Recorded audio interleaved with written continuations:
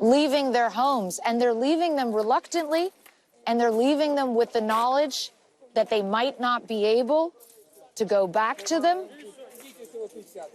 And you can see many of these people are elderly. Можно вам помочь? Можно вам помочь?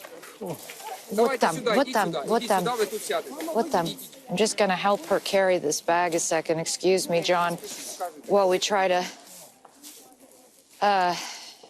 Ну вот там. Well, Abby, it is extraordinary to see this level of destruction anywhere, let alone in a tiny village like this one.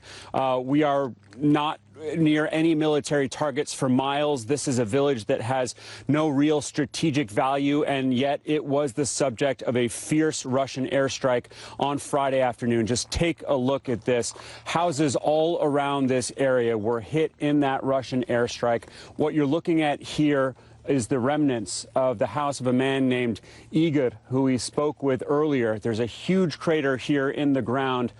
He lost 5 of his family members, as well as a friend. His wife and his wife's friend and his mother-in-law were in a car when the strike happened. They were killed. His daughter was in the house in her wheelchair, and she was also killed. And those who remain are forced to fend for themselves, lining up for gun permits, training on scarce AK-47s, and building out roadblocks. Over the past several days, this army of volunteers has been building this massive checkpoint complex. There are dozens of them across the country. This is the resistance, and they've fortified checkpoints like these with concertina wire, with those steel barricades, and on the ground there, old Soviet mines. And there are those staying behind to defend their country, like these men we met near the village of Mirny. They know the forest well. They usually go hunting here, but now it's time to dig trenches, fill up sandbags, and build bunkers in case the Russian soldiers come their way. You're asking about our mood, if we're ready to defend ourselves after this treacherous invasion of Ukraine.